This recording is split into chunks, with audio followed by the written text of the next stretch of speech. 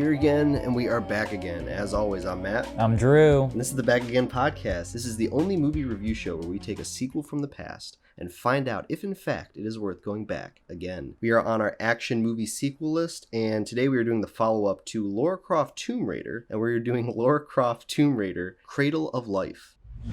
In 2300 BC, an Egyptian pharaoh found a place that he named the Cradle of Life. And there he found a box which contained life and death. And it has never been seen since. Cradle of Life comes out in 2003. It's directed by John DeBont. It's starring Angelina Jolie, Gerard Butler, Ciarán Hinds, Chris Berry, and Noah Taylor. After coming across a golden sphere that reveals the location of Pandora's box, Lara Croft must team up with a flame from her past in order to stop a group of evil archaeologists from getting the box first and ending the world. Evil archaeologists. I didn't know what else to call them, to be honest, because they're like, he's a businessman. Yeah, I mean, they all are, because even like the villain in the first one is essentially just another kind of archaeologist who also does business, but I bring him up because in the third act of that first movie, the reason why they bring Lara Croft along for the final act is because he says it's better to have two archaeologists than one, or two explorers than one, or something like that. And the reason I bring that up is because these guys are also evil archaeologists, I guess. But they don't bring a reason why they bring her along for the final battle, because they catch her like twice. Yeah, they there are plenty of what I like to call ideal execution scenarios where, if the bad guy had any brains, he could have just saved himself a lot of trouble by very easily killing Lara at least like 3 times he had her at gunpoint, like outnumbered. Yeah, they capture her one time, then Jerry Butts saves her, and then they capture her another time, and it becomes a thing of like, you're going to show me where the Cradle of Life is. But they already knew where it was, didn't they? They have a map. Well, that's the thing, is she didn't even know, because she needed to talk to, I looked up his name's Kosa, I believe. I think she had to go to him to find the way to the Cradle of Life. So it's like, why didn't the evil archaeologists just go to him? They just think they need Lara. She pretends that she is like important, and then the villain believes that. Yeah, or maybe they're trying to do a thing where if they bring her along, then she can be, the bait, or, sometimes with some of these places there's traps and stuff. So in the final act of this movie, they're walking through like a forest type thing, and all these Dementors come out of the ground. They're just Dementors. And they're taking everybody. But at that point, even again, he threatens to kill Kosa, and Lara Croft decides like, okay, fine, I'll show you where it is, just don't kill him. But he could kill either one of them because they both know technically where to go. All right, before we get too carried away, let's go back a little bit and let's actually talk about this plot, right? So, this comes out 2 years after Lara Croft Tomb Raider. The first one is directed by Simon West. That movie that comes out in 2001, it's got a budget of like $106 million with a box office return of $274.7 million. So wait, did the first one cost more than the second one? Well, that's why I wanted to bring this up, because now we have the second one that comes out in 2003, and I don't know if this is accurate or not. I tried to find it, but it says that the budget for this movie is like $95 million. Yeah. So it says they had less money for this movie, which I think that's wrong. Which I think they have more visual effects in this movie because... But the technology is also better. So they could do more for less. And it's not great. Well, yeah, and I'm bringing it up because, like most original movies, they often go more practical. And there are CGI effects in Lara Croft Tomb Raider from 2001 with, like, the robot that she's fighting and, like, the whole, final act of that. But there are a lot of, like, sets, I would say, and that's what kind of makes that movie just unique. There was never a location in that first movie where it didn't feel, like, original to some extent. Within the second one, though, is a lot more CGI, and these sets are often just like, they kind of look like sets where it's just like a cave, so it's like a tight compacted space. But then there's 2 other big action set pieces, and one of them takes place outside in like Chinatown, right? And then the other one takes place in like a science office building. So it's like, Lara Croft Tomb Raider, where are the tombs? Yeah, I don't know what that was. It's definitely a case of that thing where the budget restraints, or at least like the restraints that they thought they had because it was just a first time movie and they were still proving themselves, ended up making the end product better because they're using the restraints to think more creatively. They can't just go shoot on a street somewhere because they don't have the I guess they would have the budget, but they don't have like the say with the production company because they haven't proven themselves yet. Now we need an action set piece. Let's go shoot on this big street. People like that stuff. It's generic. It probably wasn't so much back then, but that's just what they filled their set pieces with for the sequel. They didn't have to think creatively. Yeah, it doesn't fit Lara Croft though, because within that first one, even though those other set pieces, they had to be more creative and they had to like, find fun ways to get her to fight, that kind of fits in with her life because we take her as like a James Bond meets Indiana Jones hybrid. Yeah, she's like she's good at improving in those fights. Yeah, and she's very intelligent as well. They do give her a crux in both of these movies. In the first one, the crux is her father, which is essentially kind of our context to understand how she got the way she is, but it's also the main source of kind of the plot and getting her moving forward as she's trying to like find the answers to her father's disappearance. With the second one, she's still that same explorer, but there doesn't really seem to be a driving force to why she's doing this. It's not like it's because of the grandiose of Pandora's box because it's something that's never been discovered before. There's a throwaway line where she says in the beginning of the movie, like, if it exists, it's meant to be found. And then at the end of the movie, she says, not all things are meant to be, uncovered. Like some secrets are meant to be left away. But then they still introduced Gerard Butler's character into the movie that gives her some kind of crux again. So she doesn't really get an arc as much as she kind of gets sound bites, very similar to Snake Plissken, where she says one thing in the beginning of the movie or the contrary thing at the end of the movie. But the movie's not really about her. The first one was kind of about her because her father was in the plot, but this one's just about... It's about Pandora's box. It's about the Cradle of Life, which who cares? That's just supposed to be a MacGuffin. And it's got that Greek connotation, that mythology behind it that they don't really use at all. They take the myth and then they change the story. And it's like, why are you taking the myth if you're just going to change the story? Just do something original. Well, both movies, I will say, are different enough to where this is kind of its own movie. You don't need to see the first one to watch this one. Yeah. But they both rely on similar beats that kind of get us started. The difference is just kind of with the sequel, we get there faster. So in the first one, she finds she hears something ticking under her stairwell, and then she gets through it, and then she finds like a clock, and that clock was left by her father, and that's what kind of initiates her going off on whatever mission she's going off onto. With this one, we open with an earthquake, and then a bunch of people are exploring the area around the earthquake because apparently there was a lost temple down there that Alexander the Great founded. So Lara Croft comes, jet skiing in, she finds the temple, but the whole point of finding this temple, just as much as finding that clock, is to give us a map to something. And with this temple, they find an orb that they will later discover has a map imprinted on it. I guess if it's taking forever for me to say this, the point I'm trying to make is that this is what the whole movie's like. It's just a lot of explaining of what we have to do, what we have to find, and how we're going to get there. The main difference between the two movies is that the first one, everything revolves around a main character. It all revolves around Lara Croft. That's why it seems so tight. That's why it seems so distinct. In this one, she is not that central force. We have a plot that's happening that is completely separate from her character. The earthquake is not related to her. The Cradle of Life is not related to her. The villain is not related to her. And the villain just has... they paint him up to be like this huge, like, egomaniacal bad guy, and he's like all bark no bite. We barely see him do anything threatening, like, actually. He said that he's got a bunch of people on a plane. He says he gives one of them Ebola, and then he dies in front of all the other associates, that's what you want to call it. And then he gives out like a little pill that's the cure to Ebola. And then they all take it. But does that ever come back into play later? I think they're trying to say something about him as a character, but I can't tell what it is. And it sucks because that was the scene where they introduced him. So it's like, right off the bat, it's like a big misstep of like, how is this guy being... I can tell, like, you're trying to make him threatening, but it just seems clumsy. If we want to kind of now segue over, we can kind of talk about Gerard Butler, Jerry Butts, Jar Jar Butts, Lee Daniels, the butler.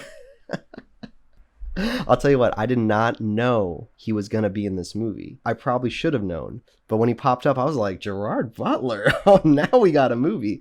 Because the throwaway guy in the first one that she kind of flirts with or whatever is Daniel Craig doing a really bad American accent. So we get some true accent Gerard Butler acting across Angelina Jolie, who's doing a fake accent.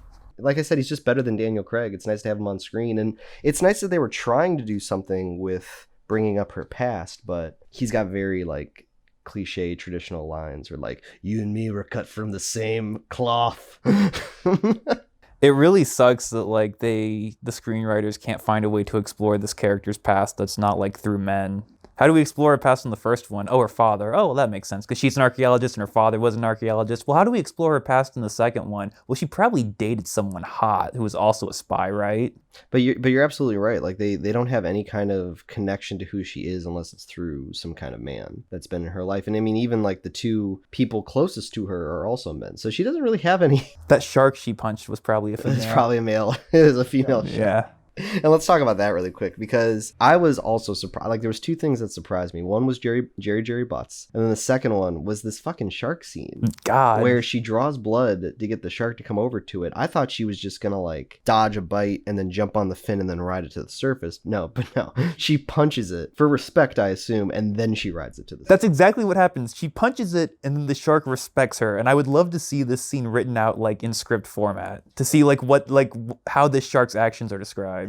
They do the shark punch, and then I guess another kind of ridiculous kind of thing that they do is the motorcycle thing with her and Gerard Butler when they're on the Great Wall of China. Oh my God. She's riding the motorcycle. I was imagining it being realistic and them actually having like tourists on the wall that they're just like blowing past. That wall was empty. Was there anything we liked about the movie? I mean, I like this world because this is very similar to like a hybrid between like The Mummy and National Treasure. Then obviously like the more classic ones are Indiana Jones and stuff. But you know, we don't get that many movies that's about kind of world adventures. Mm-hmm. Globetrotting. So, yeah, I mean the first one I think accomplishes that more. The second one it's kind of more cheesy about it. It's kind of like just a glossed over version. I do like some of the stuff they did. I just wish that they were in more tombs in this movie. Like when we were literally in the streets of like Little Tokyo, and then we were also in that science lab. I was just kind of like, we just watched like 8 of these kind of movies. I don't need to see another one. Yeah. Get to the tomb, and even the final tomb, I would argue, is a cave. Yeah. And maybe tomb and cave is similar, but No. it's just very tight. Like, remember in the first one, they had that whole kind of rotating ball thing, Mm-hmm. and they all had to climb it and stuff. Like, there's no big sets that are fun, that show what she really does. Like, the best tomb is honestly in the opening of the movie, which is Alexander the Great's tomb. I think it really just boils down to that. It just, there's no story with what they're trying to do right now. They have a world and they have a character, but everything that is like meant to support those things is like sponge. It's like not supporting anything. I'll tell you what, at the very least, they didn't fall into the trap of like designing a prophecy around her and making her be the chosen one. You were foretold that you would find all these treasures and you would unite them into a prophecy that would, she could like build like an Ark of the Covenant with all the treasure she's got, and then it could be foretold in the prophecy.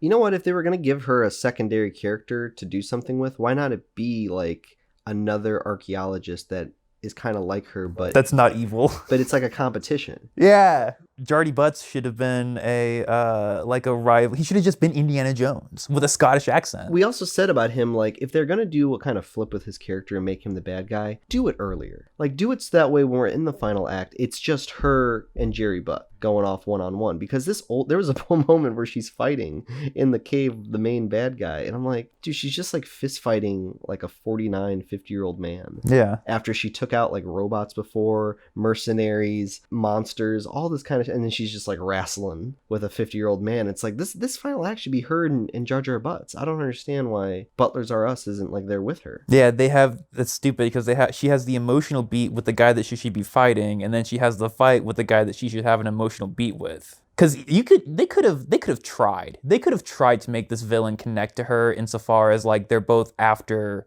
these ancient treasures, and you could just play him up as like a Palpatine-esque, like almost campy bad guy who's just in it for the lulls, and then he's in it to what, end the world? Well, yeah, that's the thing which is so stupid. They do it, but if you're gonna make him like an edgelord, then like lean into it. Just have him be like this emo fucking nihilistic douchebag. They don't even explain why he... Because it's good for business. The apocalypse is good for business. You sound like a fucking moron from like the 60s, like about like nuclear like weapons. If they were going to do something like that, they should have had him directly contrast Laura's point of view on taking these things and what she does with them. How does she use them? Is that evil compared to him? I'm just trying to give some kind of dynamic between the protagonist and the antagonist. It has a skeleton and like nothing else.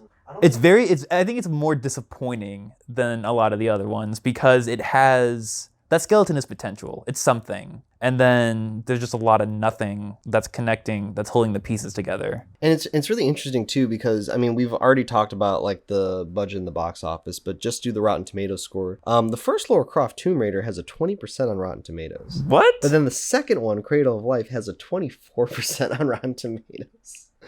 And to be honest, like I can totally see that with the second one, 24%, but I think this is a really harsh score for the first one. 20%, like if anything, I'd maybe give it like 48%. I would give it 50. I would give it a low 40. But the idea that the second movie is better. Yeah. Just based off of like the execution, the storytelling, and like even the event of it all, right? Like no, the event was way bigger in the first one because if you remember in the first one, they had to time it up with a specific day, whatever they were doing. Like they had to get this little device into a thing and they had to do it by this date at this time. That's a ticking clock for you. Yeah, that's a ticking clock, or else they were going to have to wait another 4,000 years. Yeah. With this one, there was no ticking clock. Well, it was the bad guy was the ticking clock, but then he needed her to get there, so it's like there was no ticking clock. The whole front half of this second movie is, like I said, it's just football. It's them just passing the orb back and forth until finally they just both go to the field together. Yeah. However, you have seen the exact position. You could save me hours, days even. Help me, I make it worth your while. No. So as always on this podcast, we ask 3 questions that lead to a final vote of is it worth going back again? And the first question is, does it work as a sequel?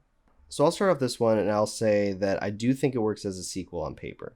They do give you a different story. They do try to make it somewhat bigger. Like, I mean, it's this kind of continuous theme that we've been talking about on this podcast of the illusion of progression or like the illusion of like growth. I don't think they actually like execute it well or actually get that across, but on paper it works as a sequel and it doesn't really take anything away from the first one. So just by the bare bones minimum, I think it works as a sequel. Like it's got all the action in there. It's got big ridiculous stuff. It's got all the different locations and it's got a MacGuffin that's like, you know, end of the world, life changing. And, you know, the MacGuffin in the first one didn't have to do with like apocalyptic anything. So that's why I say on paper, this works as a sequel.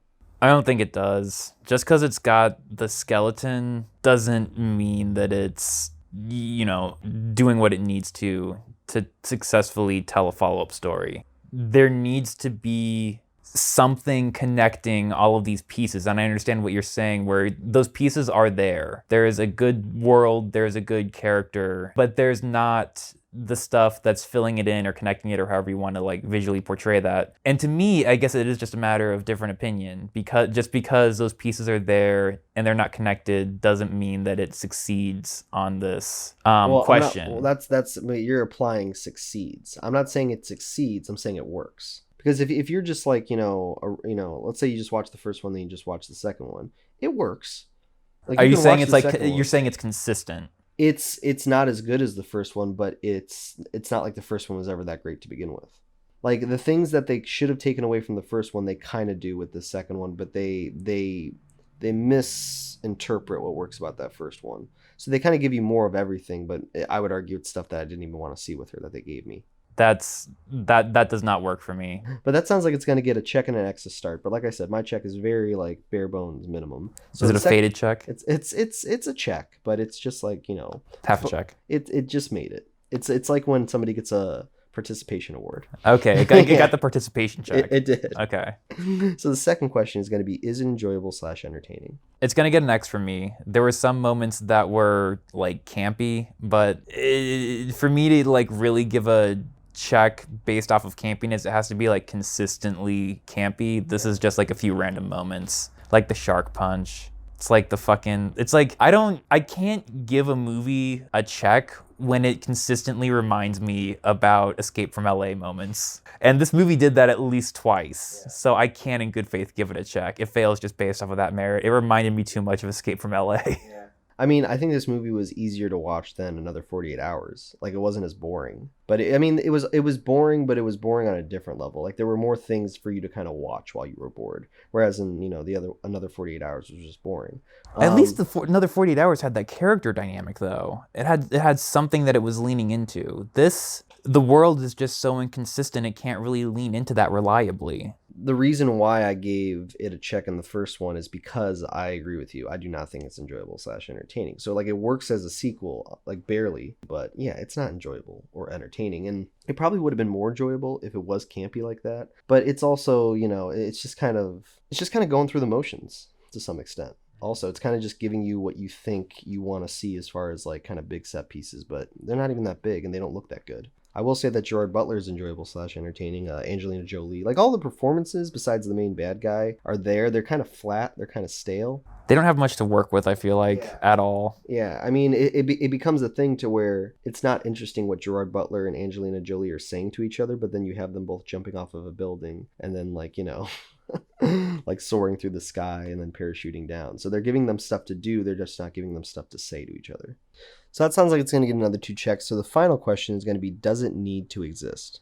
And I'll make this one quick. I do not think it needs to exist. In fact, I think that a lot of people don't even know that this movie exists, to be honest. Because when you think of Lara Croft, you just think of Lara Croft Tomb Raider, right? It's very kind of, I mean, it's based off of a game, but it's very kind of clean cut. And it's clean. It's 1 subtitle, not 2. Yeah, the Lara Croft Tomb Raider Cradle of Life. Like, even when you Google this movie, like, you have to, like, type in all of that just to find it. I think it could have existed, like we said, just to kind of, you know, pony off of the last thing that we were talking about. But yeah, I mean, it doesn't need to exist. I mean, if this is what you're going to give us, then it doesn't need to exist. It should exist. It could exist. But based off of what they got us, like, no, like this is very forgettable. And, you know, it'd be one of those things where I think if you don't see the second one, you'll like the first one more. It's so funny because, like, if I was an adult during, like, the time these movies came out, and because you can directly compare this, I feel like, to The Mummy. So if, like, hypothetically, Tomb Raider comes out and then Mummy comes out, and then both sequels got announced, I would have bet money that the Tomb Raider one would have been so much better. There was such a bigger world. There was so much more to play with. You have, I think, potentially a better character than Rick O'Connell if you really like had a good writer working with her. And then The Mummy on the flip side is so limited. It's about the mummy. They already defeated him. How's he going to come back? It's probably going to be super played out. And then those sequels get released, and then The Mummy Returns ends up being so much better than Cradle of Life. I would have that would have blown my mind if I had seen that happening in real time. So if you're doing that math at home, that's going to be 1 check and 5 X's. So it's going to get 1 giant X for not worth going back again. And yeah, you know, it's disappointing because I like Lara Croft as a character. I enjoy the first one because of its campiness. They don't really lean into the campiness of the second one. They just make kind of just dumb scenes to put Lara Croft in. So as always, thanks for listening. If you like this episode, make sure you like, subscribe, that you comment below, and make sure you follow us on all streaming platforms. You can also watch full episodes with video on YouTube. Special shout out to Neely for doing our intro and our outro song. And yeah, outside of that, I mean, you got anything else to add, Drew? I'm not leaving because I couldn't kill you. I'm leaving because I could. All right, everyone. We'll see you next week.